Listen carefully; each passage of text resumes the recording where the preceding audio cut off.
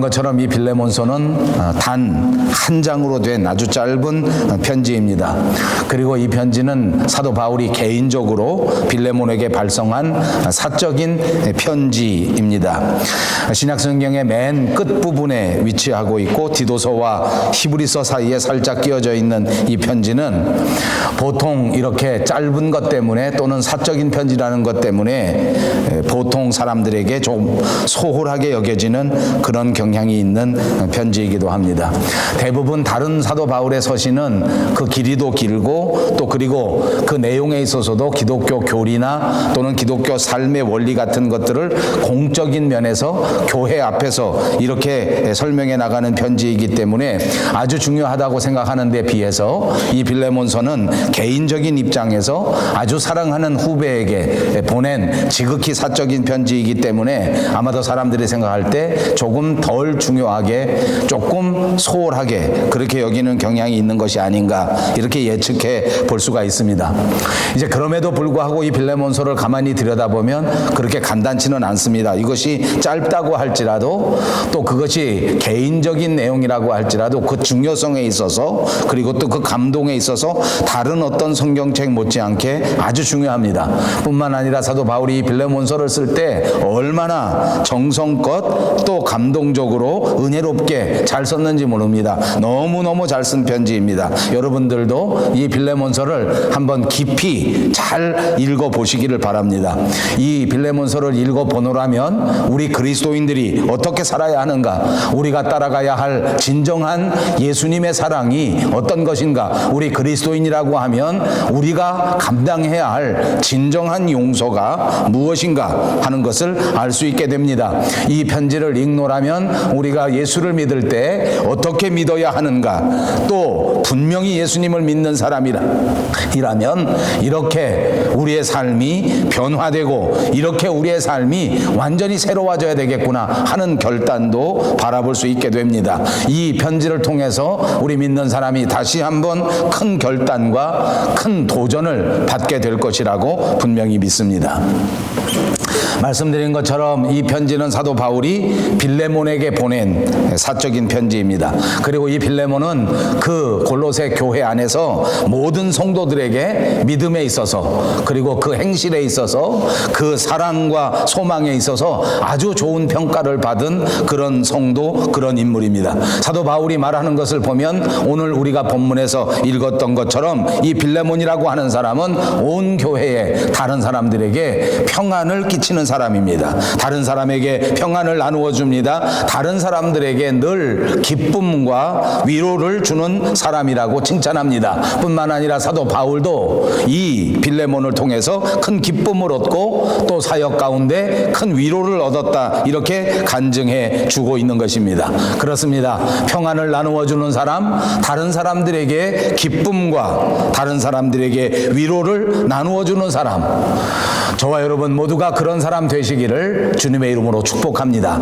우리의 신앙의 삶의 현장 가운데 언제나 평안을 전할 수 있는 성도들, 그리고 기쁨과 위로를 나누어 주며 살 수 있다면 우리는 하나님께서 기뻐하시는 진정한 그리스도인이 된다는 것입니다. 자, 이제 이렇게 기쁨을 얻고 위로를 받았던 사도 바울이 그토록 훌륭한 믿음의 사람 빌레몬에게 한 가지 부탁을 하고 있습니다. 한 사람에 대한 부탁입니다. 누구입니까? 전에 빌레몬의 집에서 살았던 사람입니다. 전에 빌레몬의 집에서 노예로 있었던 사람입니다. 전에는 빌레몬의 집에서 종으로 살았는데 그만 빌레몬의 재산을 훔쳐서 그 노예 현장에서 도망쳤던 사람 오네시모라고 하는 사람에 대한 부탁입니다. 주인의 재산을 훔쳐서 도망가 노예의 신분에서 도저히 할 수 없는 일을 감당한 흉악한 죄인 가운데 하나였던 오네시모를 다시 주인에게 돌려보내면서 이 사람을 용서해달라고, 그리고 이 사람을 받아들일 때에 이전에 종으로 받아들이지 말고 이전에 노예로 받아들이지 말고 이제는 우리가 그리스도 안에서 한 형제요, 이전에 쓸모없던 사람에서 변화되어 온 교회를 위하여 가장 쓸모있는 유익한 사람으로 변화된 그런 사람이니 우리의 함께 일하는 동력자로 받아달라 하는 간절한 부탁인 것입니다. 이제 이 오네시모는 우리에게 우리에게 꼭 필요한 사람이라고 사도 바울이 말하고 있습니다. 이제 우리들에게 필요합니다. 나에게도 필요하고 너에게도 필요할 뿐만 아니라 우리 교회에 꼭 필요한 사람이요 하나님의 나라에 필요한 일꾼이니 그러니 꼭 받아들이고 용서해 달라. 이제는 내가 이 사람과 더불어 중요한 일을 감당해야 하고 이제는 내가 이 사람과 더불어 마치 내 신복인 것처럼 나의 중요한 일들을 나누어 감당하려고 하니 그러니 내가 이 사람을 용서하고 이 사람을 받아주어야 하겠다. 그냥 내가 데리고 일을 할 수 있을지도 모르지만 그러나 이 사람이 원래 빌레몬의 종이었기 때문에 내가 먼저 용서하고 내가 먼저 받아주고 내가 먼저 하나님의 사람으로 인정해 주는 것이 꼭 필요한 것으로 알아서 부탁하는 것이다. 다시 한번 간곡히 부탁하건대 오네시모를 종으로 여기지 말고 그리스도 안에서 사랑하는 형제로 받아주기를 바란다. 그리고 나를 영접하듯이 이 오네시모를 영접해 주기를 바란다. 혹시 이 오네시모가 훔쳐간 돈, 혹시 이 오네시모가 빚진 것이 있다고 하면 그것마저도 내가 대신 갚을 것이니 내게 이 모든 것을 청구하기를 바란다. 자, 이것이 사도 바울이 빌레몬에게 보낸 편지의 주요한 내용들입니다. 여러분, 지난 시간 제가 말씀드린 것처럼 사도 바울은 빌레몬의 선생님과 같은 사람입니다. 빌레몬에게 예수를 믿게 한 감동적인 목사님이었습니다. 또 나이도 훨씬 많은 사람입니다. 나이도 많고 권위도 있고 또 가르친 사람으로서 얼마든지 사도 바울은 빌레몬에게 명령할 수 있습니다. 어른의 말에 순종하기를 바란다. 내가 선생이니 선생의 말에 꼭 순종하기를 바란다 하고 명령할 수도 있는데 그렇게 명령하지 않고 부탁하고 있으며 그 부탁을 꼭 들어달라고 이렇게 간곡하게 당부하고 있는 것입니다. 자, 이제 결정권은 빌레몬에게로 던져졌습니다. 물론 사도 바울은 빌레몬에게 모든 결정을 맡길 때에 마음속이 또한 평안했습니다. 왜냐하면 빌레몬의 신앙을 알고 있었고 빌레몬의 인품도 알고 있었고 빌레몬의 삶을 모두 잘 알고 있었기 때문에 사도 바울은 오네시모를 부탁하면서도 분명히 좋은 결과가 있을 것이라고 하는 평안한 마음을 가질 수가 있었습니다. 그러니까 믿고 오네시모를 보낼 수 있었던 것입니다.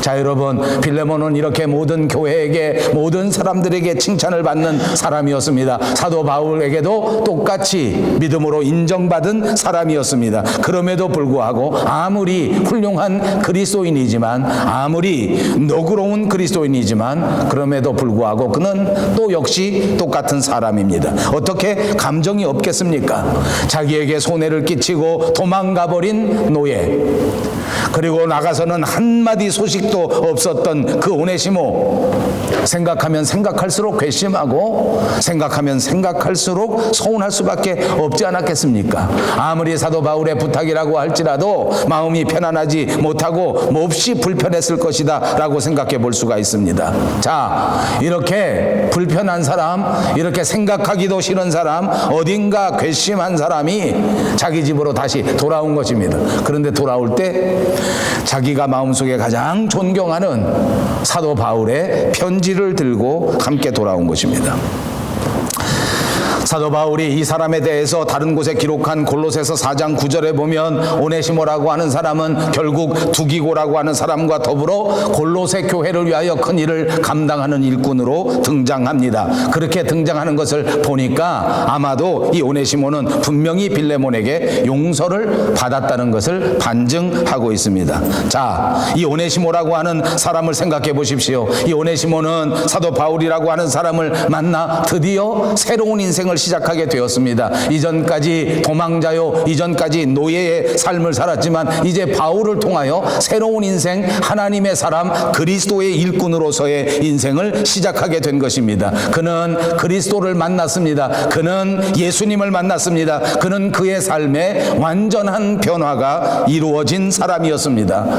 그 오네시모의 주인이었던 빌레몬도 똑같습니다. 그분도 사도 바울을 통하여 그리스도를 만났습니다. 만남이 인생에게 주는 축복이 얼마나 중요한 것인가를 우리에게 보여주는 사건입니다. 예수님을 만나는 사람마다 그 만남을 통하여 새로운 인생이 시작되고 변화된 인생이 시작된 것을 볼 수 있습니다. 사랑하는 여러분, 우리의 인생 가운데 우리를 찾아와 주셔서 우리를 만나 주신 예수님과의 만남이 저와 여러분의 새로운 인생을 살아가는데 가장 큰 원동력이 되었다고 하는 사실을 깨달으시고 이제 여러분에게 주어진 새로운 인생을 후회 없이 하나님 앞에 칭찬받을 만한 아름다운 인생으로 결단하고 열심히 살아가시는 여러분 모두가 되시기를 주님의 이름으로 축복합니다. 사도 바울도 그랬습니다. 그분도 예수님을 만났습니다. 강렬한 빛을 통하여 다메섹 도상에서 예수 그리스도를 만났습니다. 그 만남이 사도 바울의 인생을 송두리째 바꾸어 놓고 말았습니다. 그리스도 안에서 은혜로 만난 만남을 통하여 우리는 변화가 이루어지는 것을 꼭 믿으시기를 바랍니다. 이제 변화된 우리의 인생에게 필요한 것은 다시 한번 이 변화를 깨닫고 결단하여 주를 위하여 충성하는 것이라는 사실을 기억하시기를 바랍니다.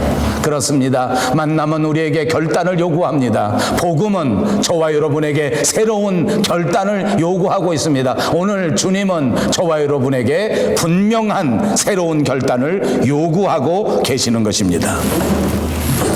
오네시모는 감옥에서 사도 바울을 만났습니다. 그리고 바울이 전해지는 이 복음의 말씀을 듣고 회개하고 새 사람이 된 것입니다.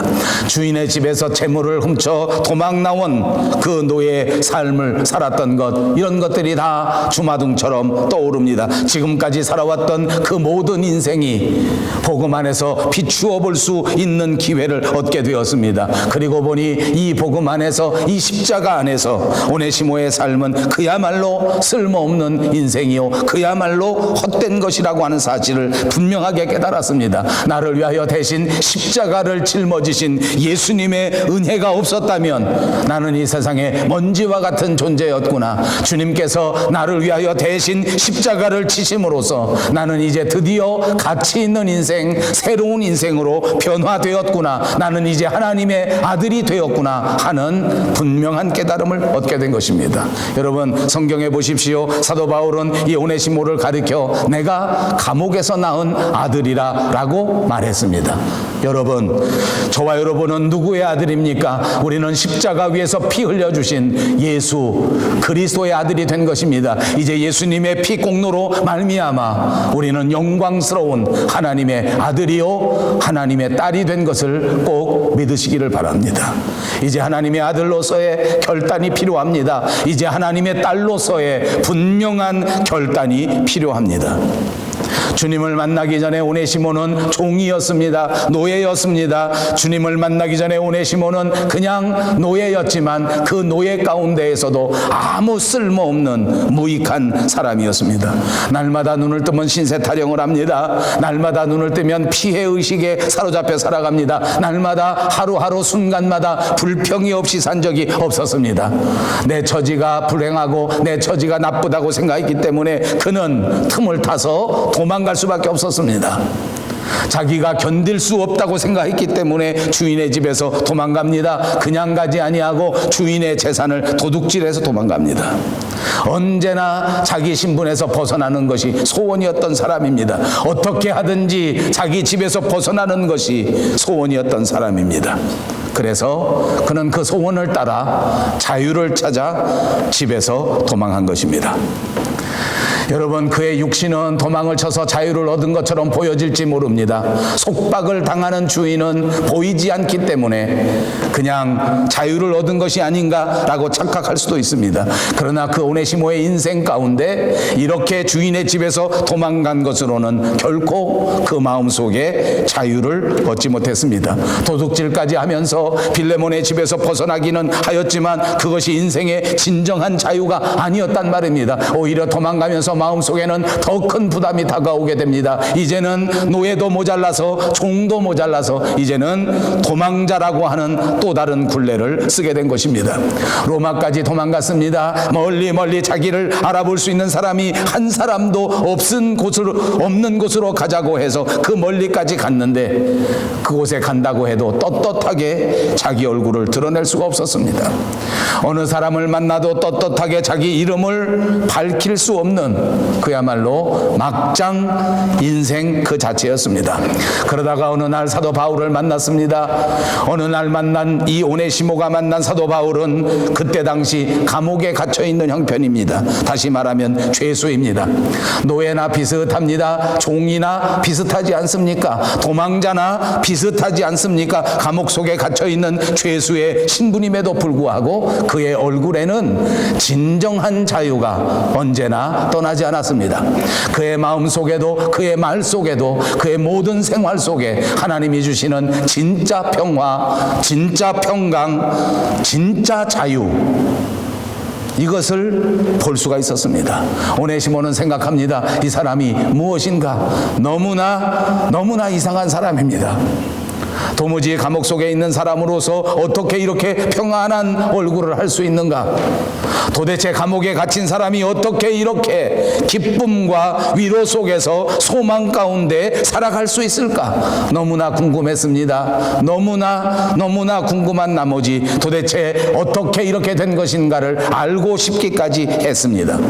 그러면서 그는 사도 바울과 대화를 나눕니다. 사도 바울에게 복음을 들었습니다. 드디어 사도 바울이 어떻게 이렇게 자유로울 수 있는가, 어떻게 이렇게 평화로울 수 있는가 하는 그 비결을 알게 되었습니다. 그 원천을 알게 된 것입니다. 이 사람이 가지고 있는 평화, 이 사람이 가지고 있는 자유의 원천, 그것은 다름 아닌 예수 그리스도였습니다. 사도 바울의 마음속에 간직하고 있는 그분 예수 그리스도가 그 마음속에 계셨기 때문에 사도 바울은 감옥에 갇힌 몸이었지만 그 마음속에 강같은 평화가 있었습니다. 샘솟는 기쁨이 넘쳐났던 것입니다.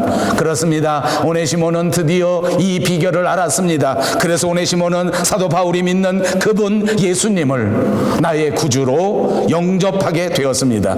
오네시모가 예수님을 믿음으로 영접하는 그 순간에 세상 그 어디서도 얻을 수 없었던 참다운 기쁨과 참다운 평화가 오네시모의 마음속에도 임재하게 된 것입니다. 어떤 상황에도 두렵지 아니하고 어떠한 형편 속에서도 외롭지 않고 어떤 상황 속에서도 주님과 더불어 역동적으로 살아갈 수 있는 진짜 인생의 파워, 그 원동력을 오네시모도 얻게 된 것입니다. 드디어 그는 이 세상에 살아가는 일체의 비결을 배우게 된 줄로 믿습니다. 사랑하는 여러분, 오늘 이 시간 다시 한번 우리들에게 부어주신 우리의 인생의 이 아름다운 일체의 비결을 우리 마음속에 새롭게 하시기를 주님의 이름으로 축복합니다. 우리 마음속에 주님을 간직하고 우리 마음속에 그 예수 그리스도가 계시기만 하면 그분이 우리를 어떤 상황도 극복할 수 있는, 어떤 어려움도 이겨나갈 수 있는, 어떤 비바람도 헤쳐나갈 수 있는 그 능력의 원천이 되실 것입니다. 주님이 저와 여러분과 함께 해주셔서 이 모든 상황을 극복하게 해주신단 말입니다. 어려움도 이겨나가게 하십니다. 질병도 극복할 수 있게 하십니다. 상황도 변화시켜 주실 줄로 믿습니다. 드디어 오네시모는 이 놀라운 복음의 비밀을 알게 된 것입니다. 바울을 통해서 예수님을 영접했습니다. 이제는 오네시모의 마음 속에도 예수님이 들어와 주셨습니다. 여러분, 그 다음에 오네시모는 어떤 행동을 했습니까? 도대체 예수를 믿고 은혜를 받고 이렇게 새로운 능력을 얻게 된 다음 그는 무엇을 했는가 하는 것을 생각해 보자는 것입니다. 성경에 보니까 집을 나간 작은 아들이 아버지의 집에서부터 떠나가 이 모든 일들을 후회하고 이 모든 일들을 깨닫고 그 다음 어떻게 했는가 보니까 그는 아버지의 집으로 돌아가게 되었습니다. 이 탕자가 아버지의 집으로 돌아가 죄를 고백하는 것처럼 이 오네시모는 주인에게 돌아가 옛날의 잘못을 빌고 용서받아야 되겠다 하는 마음이 생겨진 것입니다. 사도 바울 선생님이 써준 편지를 들고 옛 주인 빌레몬에게로 찾아 돌아가고 있습니다. 이런 면에서 오네시모는 우리에게 믿는 사람들의 모범을 보여주고 있는 것입니다. 이것이 진짜 회개입니다. 마음속으로만 돌이키는 것이 회개가 아니란 말입니다. 하나님과의 관계만 해결하는 것이 회개가 아니란 말입니다. 하나님께 죄사함을 받고 하나님께로부터 평화를 얻었을 때에, 이제 완전히 죄에서 해방되었을 때에 오네시모처럼 나 때문에 상처받았을 나의 주인 빌레몬을 생각하는 것입니다. 이제까지 잘못된 인생으로 나 때문에 상처받았을 내 가족들, 내 이웃들을 생각하는 것입니다. 어떤 방식으로든 그들의 상처에 대하여 내가 책임을 져야 하겠다. 어떤 방식으로든 내가 상처 준 사람들에게도 용서를 구하여야 되겠다 하는 생각을 가지고 그것을 결단하고 그것을 실천으로 옮겼던 것입니다. 이것이 예수님을 믿고 예수님을 구주로 고백하는 그리스도인들의 올바른 삶의 자세인 줄로 믿습니다. 우리는 가끔 예수님을 믿지만은 사람들의 관계를 잘 하지 못하는 사람들을 많이 봅니다.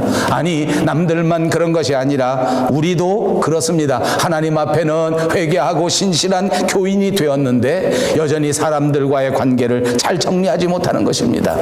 가족들 간에도 관계를 잘 하지 못합니다. 이웃들과도 관계를 잘 하지 못합니다. 여러분, 하나님 앞에만 용서받았다고 해서 끝이 아닙니다. 하나님께 용서받은 사람, 반드시 사람들에게도 이런 증거가 나타나야 된다고 하는 사실을 기억하시기를 바랍니다. 예수님은 우리를 위해서 대신 십자가에서 우리의 죄값을 치루어 주셨습니다.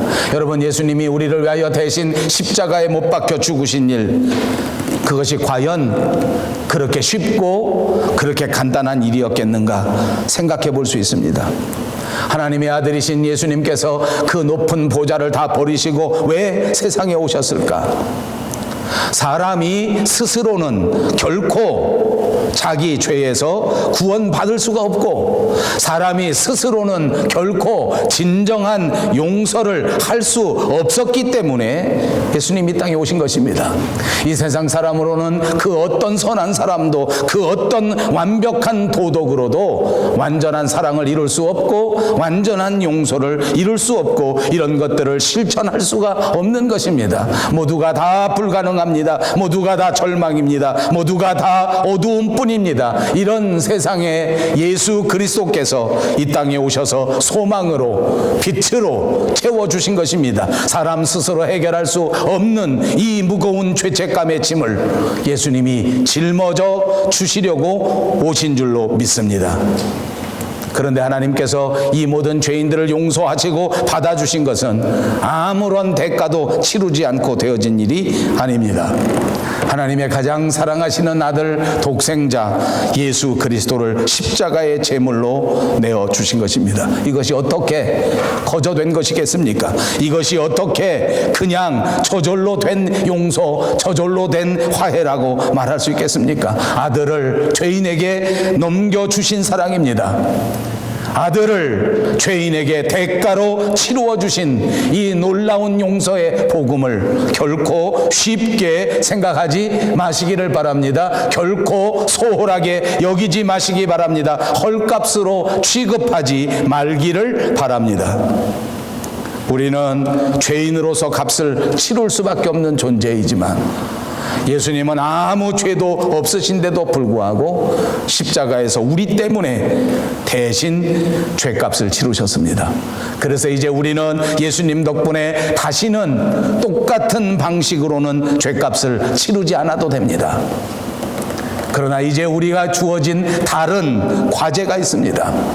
이제 우리가 마귀 사탄 어둠의 세력에 죽음을 당하는 죄값은 치르지 않아도 될 수 있게 되었지만, 그럼에도 불구하고 이제 복음의 사람으로, 용서받은 사람으로 그리스도인답게 살아야 할 책임은 우리에게 엄중하게 주어져 있다고 하는 사실입니다.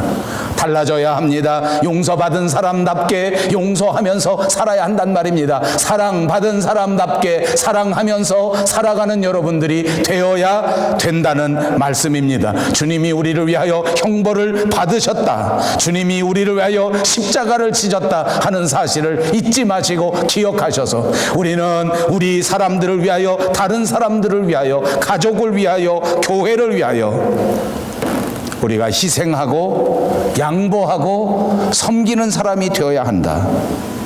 그것이 우리의 책임인 줄로 믿습니다.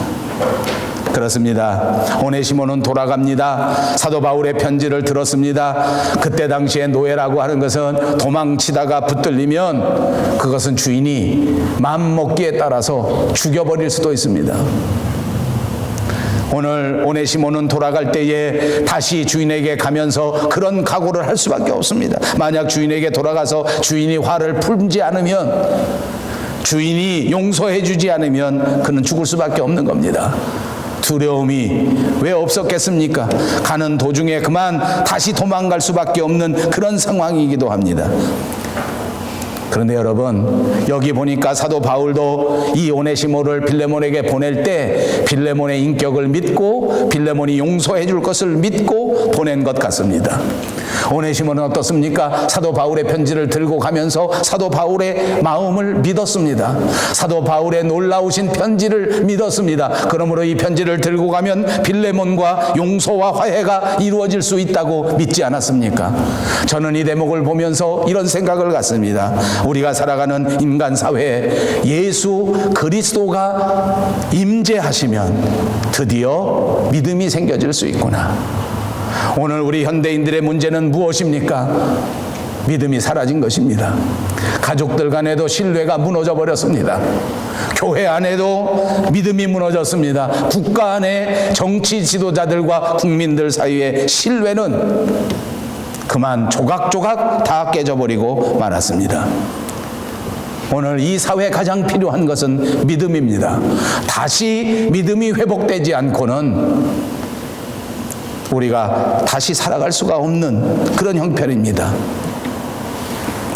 오늘 이 오네시모와 빌레몬 그리고 사도 바울, 이 모든 사람들에게 생겨졌던 믿음은 예수 그리스도로 말미암는 믿음인 줄로 믿습니다. 주님을 영접할 때 다시 우리 가정 안에 믿음이 생겨지게 되고, 예수님을 믿는 믿음을 충만하게 할 때에 우리 교회 안에 신뢰가 생겨지게 되고, 주님 믿는 믿음으로 뜨겁게 살아갈 때 우리 조국도, 우리가 살아가는 이 캐나다도 온 누리가 다 같이 변화되어 하나님의 나라에 가까이 가는 역사가 일어나게 될 줄로 믿습니다. 나를 대신해서 빚을 갚아주시고 내 대신 우리를 구속하시기 위하여 대가로 치루어 주신 그분 예수 그리스도, 그분이 진정한 평화를 우리에게 주시려고, 우리가 정말 믿음과 사랑과 소망의 사람이 되도록 만들어 주시려고 우리 가운데 임재해 주신 것입니다. 우리에게 찾아오신 주님을 절대 그냥 스쳐가는 바람처럼 여러분의 인생에 잠깐 머물다 떠나가는 사람으로 만들지 마십시오. 가끔 필요할 때만, 생각날 때 부르짖는, 외로울 때 찾아갈 수 있는 친구, 그런 정도로만 여기지 마십시오. 제발 그분이 저와 여러분의 삶의 전체를 다스리시고 인도하시고 붙잡으시고 이끌어 가시는 여러분의 삶의 진정한 주인이 되도록 만드시기를 주님의 이름으로 축복합니다. 내 삶의 전체를 주님 앞에 드리는 것입니다. 내 삶의 전부를 그분의 뜻대로 살아가는 것입니다. 누구든지 예수 그리스도를 구주로 믿고 영접하기만 하면 그의 삶은 변화되게 되어 있습니다. 예수님을 믿는 사람으로서 변하는 것입니다. 구주를 믿고 따르는 사람은 변화되는 것이 마땅합니다. 왜냐하면 주님이 변화이시기 때문입니다. 교회 다닌다고 1년 지나면 저절로 변화되는 것이 아니란 말입니다. 교회 다닌다고 10년 지나면 저절로 인간성이 좋아지는 것이 아닙니다. 오늘 우리에게 필요한 것은 결단입니다. 우리 한국말 가운데는 사생결단이라는 말이 있습니다. 죽을 각오로 결단하는 것입니다. 죽을 각오로 변화되기로 결단하는 것입니다. 이전의 삶에서 변화되는 결단이 있으시기를 바랍니다. 다시는 죄의 그림자도 따라가지 않겠다는 사생결단을 해야 합니다. 다시는 불신의 삶을 살지 않겠다, 사생결단이 있어야 합니다. 다시는 예수님과 관계없는 삶을 살지 않겠다. 예수님이 내 삶의 주인이심으로 그 주인과 더불어 함께 살아가야 하겠다. 많은 사람들이 예수를 믿고 새로운 삶을 살면 이전에 살았던 삶의 즐거움들이 다 없어지는 거 아닌가? 이제까지 재밌게 살았던 내 인생의 모든 즐거움들이 다 없어지지 않나 하는 두려움이 있고 하는 아쉬움이 있는 것 같습니다. 과연 내가 새로운 삶을 살면 심심하지 않을까? 여러분, 진짜 이것은 마귀가 우리에게 주는 가장 높은 수준의 시험입니다. 그렇지 않습니다. 주님을 주인 삼아 주님과 더불어 살아가는 인생의 진정한 기쁨, 진정한 행복, 이것을 다시 떠올리시기 바랍니다. 정말 우리의 인생이 주님과 더불어 함께 간다고 하면 이 세상 그 어느 것이 줄 수 없는 참다운 평화가 저와 여러분의 인생 가운데 충만하게 될 것입니다. 정말 주님이 우리의 인생의 주인이 되셔서 온전히 주님의 뜻대로 살아갈 수 있다면 날마다 기쁨 가운데, 날마다 은혜 가운데 살아가게 될 줄로 믿습니다. 나를 위해 찾아와 주신 예수 그리스도, 그분의 사랑을 묵상하시고 이제부터는 그분을 주인 삼아 진정한 평화, 기쁨, 은혜 가운데 살아가는 여러분 모두가 되시기를 주님의 이름으로 축복합니다.